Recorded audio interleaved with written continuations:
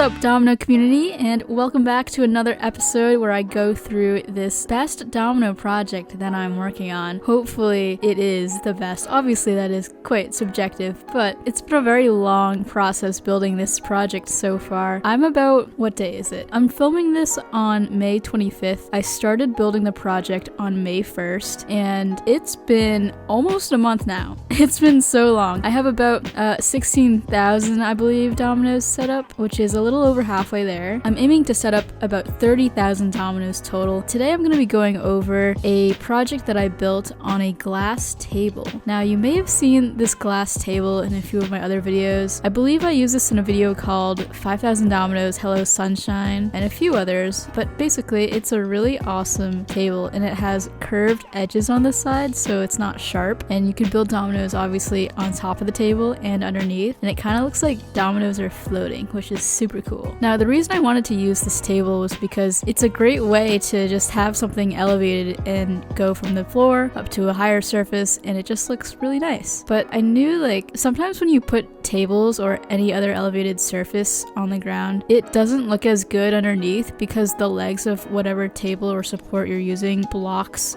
the dominoes underneath it. So I wanted to avoid that by, I guess, just using the glass table, so you kind of get rid of that in a sense. But even still, like, when you stand up and you look at the table that's on the ground, the top of the table is still going to be blocking some of the dominoes underneath it, especially towards the back, just because of various angles. Unless you're like super down low looking at the table straight on, you're going to miss a little bit of stuff. So the idea was I need to build something on top of it, yet I also need to build something below it that's not going to really get blocked. So I started out by thinking, okay, well, I can't build on top of the table first because then that's going to be such a pain to build under the table. So you always gotta like think ahead about how you're gonna go set up the dominoes and where. So I moved the table out of the way very carefully, and then I thought, what could I actually build under this table? I could build a line, I could build some towers maybe, like I don't really know. And then eventually I got to the point where I was like, what if I did some sort of structure? Like, what if this entire space underneath the table was a big cube, and like the bottom half of the cube falls and then it looks like there's something on top of it on the glass table, but like you can't really tell because it's like floating, I guess. But then I realized, okay, that's actually not gonna work. That might just be a waste of space because, well, I guess nothing's really a waste of space because I need to set up all these dominoes. But I don't know, I thought it would be cool to maybe shift that and morph it into a domino wall rather than a full cube, so that way I could have something knock down the wall in the very front, and then I bend down with the camera to get a low shot, and then slowly the wall symmetrically falls left and right towards the back, and it reveals other stuff behind the wall. So like that's kind of the surprise in a way. Like the wall blocks other stuff on purpose until after it falls down, and then you see it. So I was pretty intrigued by that idea. Instead of the full cube, I did the outline of a cube, I guess, with just the normal column technique wall method, and I kind of wanted to figure out how I could make this setup match, I guess, with the rest of the setup. So I thought of the colors, and I had a lot of black and white left. I also had a lot of red, so I thought it'd be cool to do something with those colors where you have like a little white strip in the middle, which is sandwiched by some red dominoes and then some black dominoes on the outer edge. So it goes from like the dark colors on the outer layers to the light color in the middle. And I didn't know how many dominoes I could actually set up in this wall, like in terms of height. So I did a little test. I set up a 1x1 tower and just saw how many dominoes could I actually fit underneath this glass table. And turns out I could fit 3, 6, 9, 12, 15 rows of dominoes, and the last row was actually pretty close to the glass table surface part of it. So it really looks like the dominoes on top, once I place dominoes on there, are floating. So yeah, I built the whole 15 layer rectangular wall underneath the table, but before I completed the entire wall, I had to build the domino lines inside of the wall, because otherwise, like, if I build a full circular or enclosed wall, then I'd have to reach over the wall to build, and that's just not gonna work. So yeah, I built the lines. I thought it'd be cool to have, like, you know the trick where you have a domino wall and then you just have a bunch of lines coming off it, so it's like a domino field. I thought it'd be really cool to maybe not do a full field, but have lines come off of it, and then each line leads to a tower. So it would go back and forth, right, left, right, knocking down these lines and towers. And it kind of reminded me of this clip that I did way back when in The Greatest Domino Effect of All Time, where there was this line and it would just kind of cross back and forth and also knock down these 3, 2, 1 towers. So it's kind of like a variation of that, except instead of triggered with field starters or a line, it's triggered with a domino wall. And the colors with this is pretty similar to the wall itself. The outer layers are black, and I use the most dominoes here, and then a little less dominoes for the red section, and then even less dominoes for the white section of that line. So I actually built the towers as completely white dominoes at first, but then I realized, like, from the camera, it might be really difficult to see the dominoes falling, in a sense. Like, if all of the towers were white and they're all in the straight line, like where the camera is, you're not going to be able to tell that one tower fell versus the one behind it fell, because they all kind of look the same. They're all in the same position. So I realized that I needed to change the colors of the dominoes in the 3, 2, 1 tower. So I thought about that for a while, and I was like, why don't I just do it black, red, and white again? Like, that's kind of the whole theme of this little glass table section. And that actually worked really well, because the white domino on the top stands out, especially from camera angle. You'll be able to see the white domino especially, like, fall down to the ground, and it contrasts well with all the other colors and the floor, and I think it looks alright. Now, I also added some barriers before the first domino line of either side, because if the wall falls, there is a potential that it could spread out and hit those lines early and possibly in the wrong direction. And although that wouldn't really be a problem because those lines aren't connected to anything, it's just kind of its separate thing, I didn't want to ruin the effect if one domino line didn't fall or if one tower was still standing. So I might as well just put these clear barriers here, tape them down, and make sure that everything is super safe, that I know is going to work, because I don't know, one of my biggest pet peeves is when a tower doesn't fall and there's multiple towers in a line. This reminds me also from the Ultimate Domino Battle, that one green tower there. But yeah, I wanted to avoid that. So if you're thinking that something could go wrong, always assume the worst possible scenario, because I don't want to be a Debbie Downer, but like, it probably will go wrong. But like, would you take that chance for it? I don't know. I guess it really depends on the setup though, and how willing you are to take risks. Other parts of the setup, I'm not gonna lie, are pretty risky, and sometimes I look at it just as I'm walking by, I'm like, wow, am I really doing that trick? And then I'm like, yep, I'm actually doing that trick. So yeah, that's always like a decision that as a domino builder you need to make. How safe do you want to make it? What are the risks? This was a really easy like fix, just adding a small barrier, so might as well just put it there. So another thing you'll notice, in the back of the wall, it needs to go to another part of the setup, because once that wall falls, what's going to trigger after that? Now, the only way to get out from underneath that table from that wall is to have it go back on top of the table. So here's how I made the connection. Now, the very last row, the top row of this wall, I taped one of the dominoes in the back of it to some string, and then taped that string to another domino, and I used the tape trick again, also known as the zipper technique, to tape this domino on top of the glass table. So that way, once that last domino on the wall falls, it'll go down and pull the string and then trigger the domino on top of the table to topple over. Alright, so finishing the wall was pretty straightforward until I got to the point where I needed to trigger it. So I realized I didn't want to have anything topple it and block the wall. In other words, I didn't want to have any sort of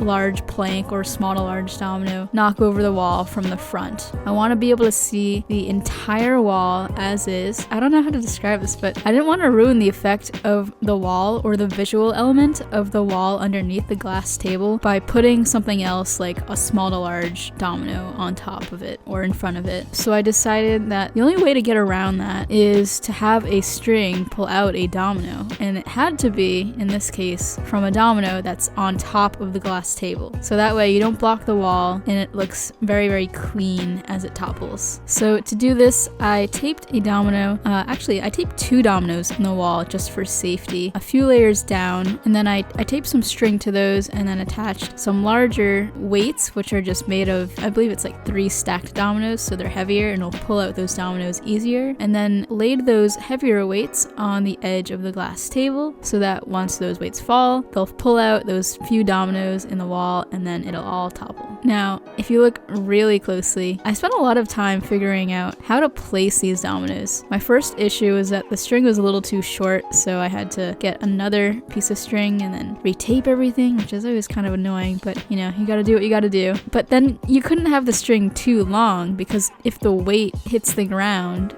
first, it's not going to pull out any domino because the string's just way too long for that. So cutting it to the right length of string was definitely an important part of this, otherwise it won't work. Afterwards, I shifted some of the dominoes in the wall, particularly the ones that needed to be pulled out from it, a little off center so that it was even easier to pull out. Now this is definitely extremely risky to do. Once the wall was finished, I took the domino and put it like almost halfway on the edge so that it would be really easy to take out. And that's just another like precaution, I guess, in case the weight isn't actually heavy enough. I think it will work, hopefully.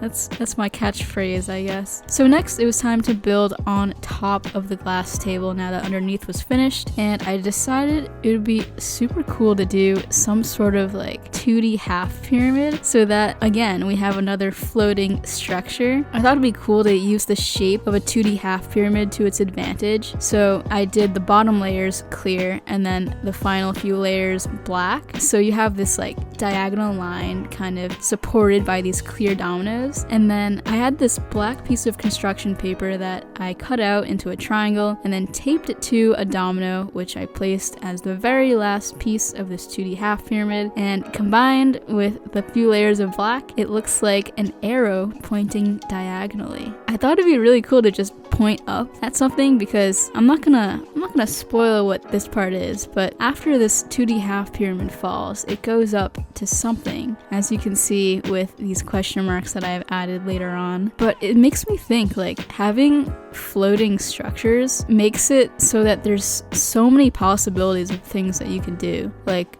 blending dominoes to your background and then having things, I guess, like in midair. I feel like there's a whole new area of things that could be explored with. I feel like Flippy Cat does this a lot with black dominoes as his like blending in color because he has a black floor. But this is an interesting technique that I definitely want to explore some more. But then after, this is what happened, right? I started building some lines on top of the glass table, and I don't know how this happened, but I accidentally bumped something and then the entire wall underneath it fell over. Oh my gosh, this was probably my worst nightmare because how in the world am I supposed to rebuild a wall underneath a glass table that already has a 2D half pyramid on top of it without knocking over more dominoes and without like being in the most uncomfortable position to build underneath a glass table? Nevertheless, that's exactly what I had to do. I took a little picture here. You can probably see it in the time lapse too. I got a pillow and I laid on that because it was a little bit more comfortable than the floor.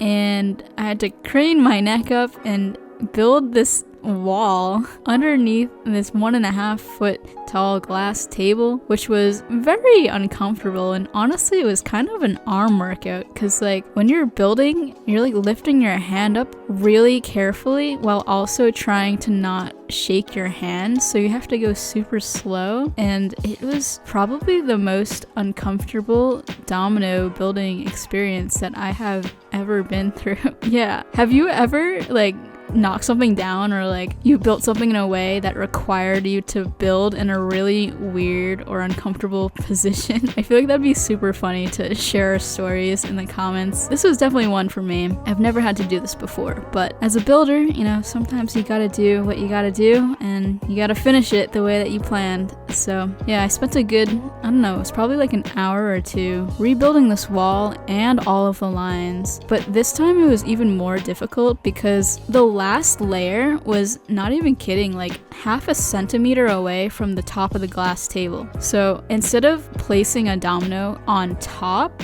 what I had to do was place a domino and like hold it against the roof of the glass table and slowly slide it into place, and then slowly release my hand so it could not fall, but like drop on the layer below it 1 centimeter. Does that even make sense? It was the weirdest thing. Like, I've never built a wall like that. It's like you bring the domino up and then hold it against the roof and then just release it. It was such a weird way of building a wall, but luckily I did it. There were no fails after that, and I could finally stand up and not have to crane my neck up. Oh man, that was such a weird experience. Alright, so then the glass table part was done. I could build the lines on top of it again. And then to get on top of the glass table, I didn't really have like a great staircase that I could use. So I was like, okay, I'm gonna use some H5 Domino Creations boxes because these actually work pretty great as some homemade staircases. So I built some dominoes on top of there, and then that could lead to those little weights that are hanging off of the glass table, which will knock down the wall, trigger the lines underneath, and then at the very end of the wall, it'll trigger back up to the tape trick, go back on top of the glass table, and then go back down. H5 Domino Creation boxes again, and then later on, I think it might go back on the glass table to get that 2D half pyramid. So this trick was cool because it's used 3 different times, like going on and off the glass table. And yeah, I always feel like it's cool when like a domino goes through something and then you don't expect it all to fall, I guess, and then it comes back later on and then it all falls. Like something like that is sometimes more interesting in a way. Kind of fakes people out because they think that something's gonna fall, but then it doesn't, and then it does later on. It's like, oh, that's how it was supposed to work. So yeah, that was kind of the thinking behind there. But yeah, I'm gonna probably cut it off here. I really appreciate everyone who's watching and listening to these videos. I really enjoy being able to talk about these things more in depth, and the fact that these videos like are getting way more comments and just engagement in general compared to my other videos on this channel is incredible, because it's so easy for me to just like film a little bit on the spot, not have to worry about like vlogging in real time, just focus on building, and it's been a really awesome process for me. So thank you so much for listening. I'm very happy that you all seem to enjoy it. I want to give a shout out to our featured community member, which is Domino. That's an awesome name. Super underrated channel. I'm assuming your name's Noah. One of his recent videos was a wall with like literally 10,000 dominoes. And he said he built that in a day. That's insane in the best way possible. So go check out Domino's channel. You can find the link in the description. As always, I'm Lily Hevish, and keep on building.